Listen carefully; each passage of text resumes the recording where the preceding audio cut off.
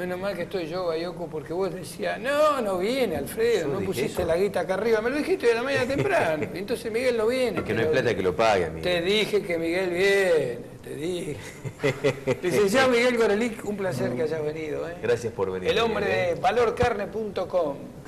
Valor que llegamos, dijo Miguel. Algún día llego. No es fácil viajar acá, yo sé lo que te digo, Miguel. Sí, mucho embotellamiento. Tenés que salir tipo 3 de la mañana, hacer caso. ¿Todo bien? Muy bien. Bueno, gracias. Bueno, hoy más allá de lo que pasa con lo del fiscal Nisman... El título del diario se lo pusieron a Miguel Gorelick. Así, tú. Copó todo lo de Nisman con el tema de la AMIA, lamentablemente, por pésimas noticias para nosotros como país. Pero hay otro título que quedó oculto, que es importante para la actividad agropecuaria y sobre todo para la pecuaria, que es la caída de la producción de carne y del consumo en torno del 6% que determinó el 2014, ¿no? Sí, bueno, no necesariamente es una mala noticia porque esta caída en la producción, que es el resultado de una menor oferta de animales para faena, también yo lo atribuyo a que fue una fase de retención de animales que se dio en la ganadería, basado básicamente en un mejor precio que empezó a mejorar en octubre de 2013 y siguió de manera ascendente, bastante vigorosa, hasta agosto, donde hizo un pico, y desde agosto para acá empezó a recular. Estamos en un 25% de caída en términos reales desde ese pico de agosto, que por ahí es injusto compararlo con un pico, pero estamos en un nivel de precios que es parecido al que existía hace un año cuando ya había empezado a subir. Ahora, ¿sabés lo que pasó en este año, Miguel, en el país, no? En un año nos perdimos un 40% de dinero en manos de una inflación gigantesca también, ¿no te digo, para los productores? Obviamente, pero yo estoy hablando en términos reales. Es decir, la caída desde agosto para acá en pesos nominales es más baja, pero yo le agrego la inflación a eso y me da una caída del 25%. Es una caída, por supuesto, importante, pero digamos que en este momento, en materia de precios, a pesar de este retroceso de los últimos 4 meses, estamos todavía muy parecido al promedio de los últimos 15 años. Es decir que no estamos bien, por supuesto, pero tampoco estamos demasiado mal.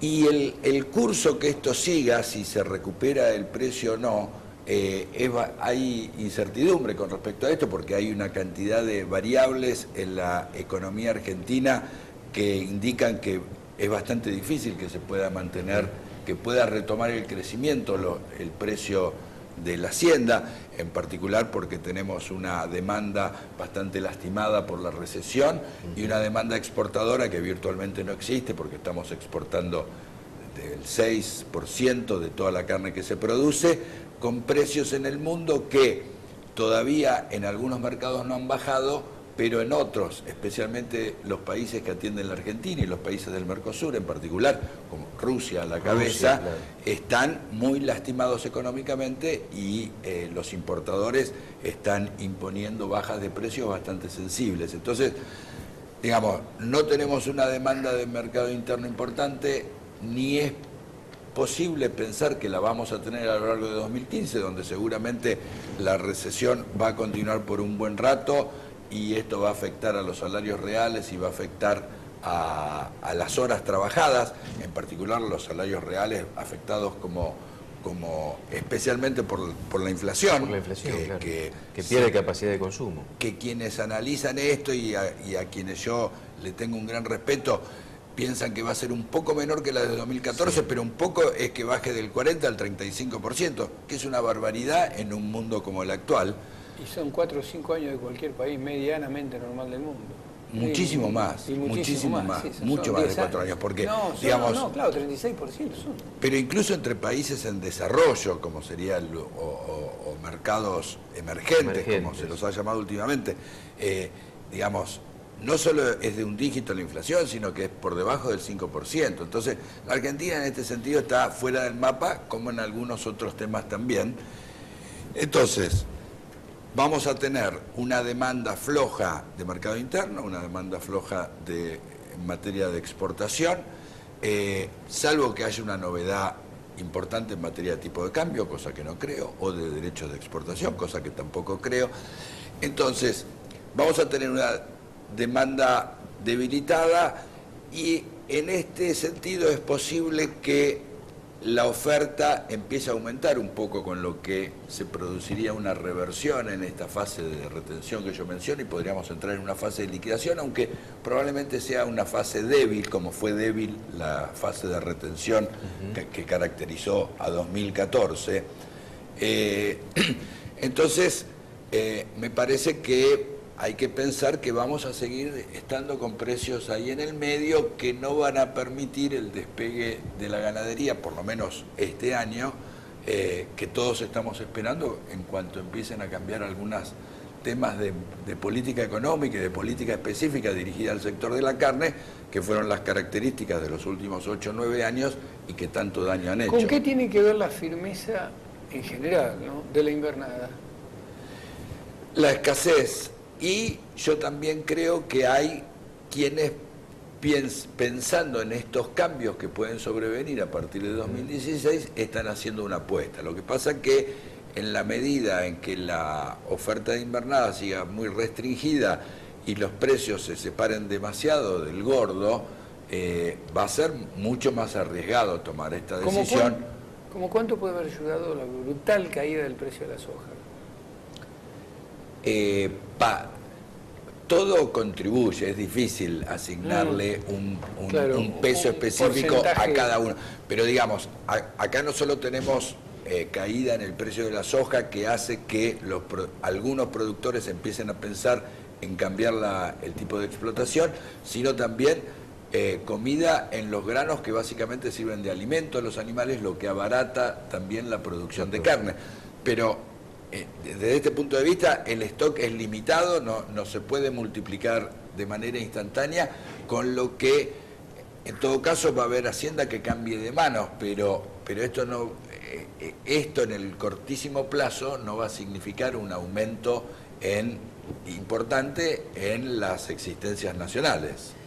Argentina prácticamente está anestesiada con el tema de la caída de Rusia y de algunos países que son eminentemente compradores de carne. ¿Cómo afectó, si es que afectó esto, lo de la crisis rusa, a otros países que son sí eminentemente exportadores, como Brasil, Uruguay, Paraguay en la región, que desde el punto de vista de las exportaciones han crecido mucho en los últimos años? Están sufriendo la falta de un comprador como era Rusia hasta hace algunos meses, antes de que la baja en el precio del petróleo y algunas medidas de represalia económica que tomaron países en Europa, Estados Unidos, sí, etcétera, le impactaran la economía. Rusia es el primero o segundo importador mundial, es un peso pesado y claramente está afectado. Ahora también hay otros pesos medianos en la importación de carnes que también están muy afectados por la caída en el precio del petróleo, entre los cuales los principales son Irán y Venezuela, que a nivel regional tiene una importancia bastante grande porque está abastecido básicamente por los países del Mercosur. Todo este paquete, digamos, está afectado y yo creo que Brasil, Paraguay, en consecuencia, no van a poder sostener los niveles de exportación que mostraron en 2014. ¿Nos permitís hacer una pausa, Miguel? Pero por supuesto. Qué grande, un amigo de la casa que vino a visitarnos, Miguel Gorelick, en la mañana de Mercadovisión. Pausa breve y seguimos charlando con él en un ratito. Seguimos compartiendo la mañana del jueves con el licenciado Miguel Gorelick de Valor Carne, charlando sobre los mercados de ganados y carnes, Alfredo. Vamos a aclarar a la gente que valorcarne.com es el sitio donde pueden encontrarlo a Miguel haciendo de las suyas. Muy buena no se lo pierdan, no se lo pierdan, eso es lo que les digo. Miguel, ¿vos tenías qué me dijiste? No, vos habías... Tenían la inquietud del precio de la carne en el mundo porque y demás. Es mucha la gente que por ahí nos mira y no está tan imbuida de todas las cosas y dicen, pero estamos baratos, la carne que estamos comiendo nosotros, pago 60 pesos Un kilo de carne, barato, caro, en relación al mundo, ¿dónde estamos? Es una pregunta interesante, que no sé, un par de horas tienen para que yo explique. Habla lo que Sí, quieras, sí, este sí, lugar claro. es tuyo, así que lo único que te digo, nosotros vamos. Si para el almuerzo no estamos, vos seguís tranquilo, cubrinos, Los muchachos te aguantan. Bueno, voy a comentar algunos precios de la carne en el mundo referidos al precio, al valor del kilo engancho de un novillo, que es una mercadería bastante uniforme en todo el mundo. En la Argentina, al tiempo que el productor de bolsillo está recibiendo un poco más de $2 por kilo vivo, porque digamos, a un precio de aproximadamente 30 pesos ¿Cuál por de kilo. todos los dólares? Bueno, por eso, el que percibe el productor, porque el productor no puede ir a comprar dólares al banco. Entonces, yo me veo obligado a tener en cuenta el tipo de cambio del mercado paralelo. 13.65. Ok, entonces es un poco más de $2 por kilo engancho, 30 pesos el kilo, más o menos. Engancho. Engancho, sí. Entonces, sin embargo, ese mismo producto a la hora de exportar, el frigorífico tiene que tener en cuenta cuál es el tipo de cambio oficial, menos el 15% de derechos de exportación que encarece el producto. Estamos hablando de $4, $4.10, que es la semana pasada era un 16% por arriba del promedio ponderado de nuestros competidores del Mercosur. Es decir, el precio ponderado que existe en Uruguay, en Brasil o en Paraguay, que están bastante alineados entre sí, del orden de $3.50. Acá lo superamos en un 16%. 16%, ya arrancamos 16% más caro cuando tenemos que, no tanto en cuota Hilton, que Argentina tiene una mercadería y una marca muy diferenciada que logra mejores precios todavía. Cuando vamos a Rusia, cuando vamos a cualquier otro, a Israel, a Chile, ahí tenemos que competir cabeza a cabeza y ya estamos arrancando con un 16% más en materia de costo de la materia prima, que es un porcentaje muy importante, del orden del 70-80% del total de la carne que la Argentina exporta.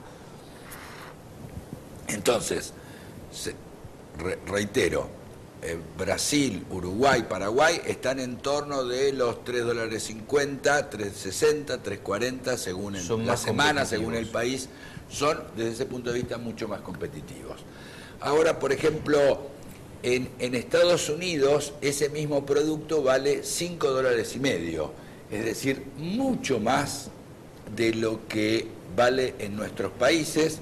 Estados Unidos tiene un mercado interno muy demandante que paga precios muy altos por ciertos cortes de manera muy importante y tiene algunos mercados de exportación donde recibe todavía mejores precios de los que logramos cuando exportamos desde el Mercosur.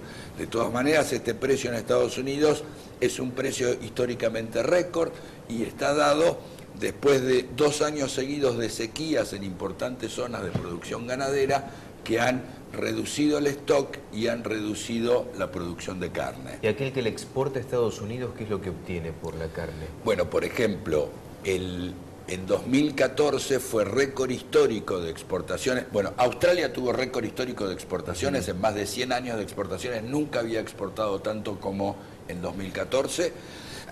Y en parte este aumento se dio por la duplicación de los envíos a Estados Unidos, cuyo precio para el ingreso que obtuvo Australia por tonelada exportada fue del orden del 60% más alto que lo que logró en 2013 a causa de la situación que hay en el mercado estadounidense en este momento. Impresionante. Bueno, y Argentina aparentemente podría llegar a usufructuar, si quiere, el mercado americano en algún momento no tan lejano, quizás. Hace 10 días terminó el plazo para que los interesados se pronunciaran en cuanto a la propuesta del USDA de aceptar la carne argentina del norte de la Patagonia, del norte de la zona al norte de la Patagonia, no desde el norte de la Patagonia,